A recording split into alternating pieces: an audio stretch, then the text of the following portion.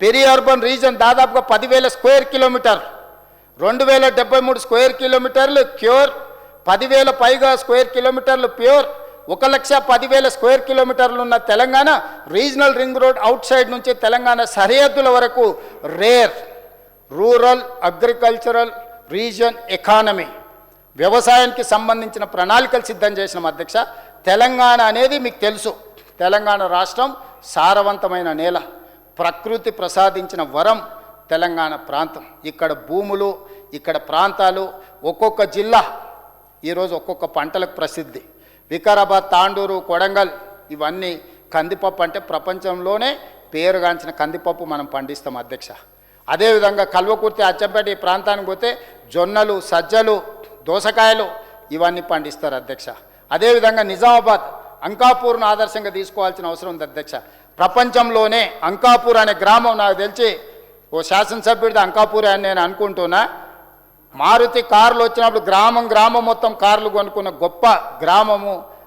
Commercial crops పండించడంలో పంటలు అంటే రైతులు పండించిన పంటతోని శ్రీమంతులు ఒకప్పుడు క్వింటాల్ పసుపు అమ్మితే తులం బంగారం తెచ్చుకునేటోళ్ళు. ప్రపంచంలో కొత్త కారు ఏదొచ్చినా అంకాపూర్ రైతు కొనుక్కుంటాడని ఒక పేరుంది అధ్యక్ష. అంకాపూర్ చికెన్ తమరు కూడా తినుండదు అధ్యక్ష, సభలో చాలామందికి తెలుసు. ఆ అంకాపూర్ నుంచి ఉన్న ఎమ్మెల్యే గారు సభలో రోజు మధ్యాహ్నం పూట అంకాపూర్ చికెన్తో లంచ్ పెడితే ఆ గ్రామం గొప్పతనం.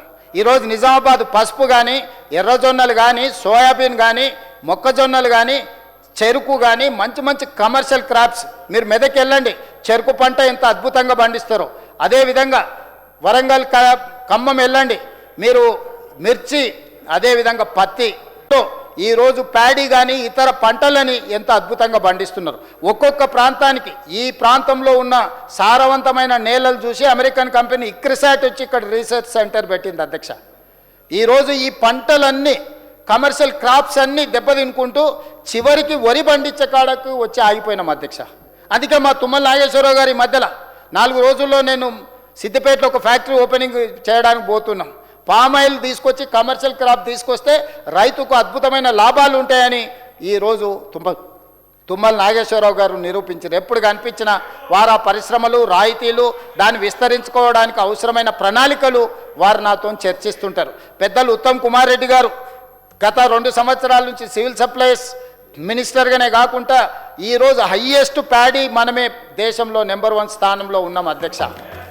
ఒక్క సంవత్సరం 2,58,00,000 మెట్రిక్ టన్నులు వరి ఉత్పత్తి చేసి దేశంలోనే మొదటి స్థానం నిలబడ్డాం అధ్యక్ష.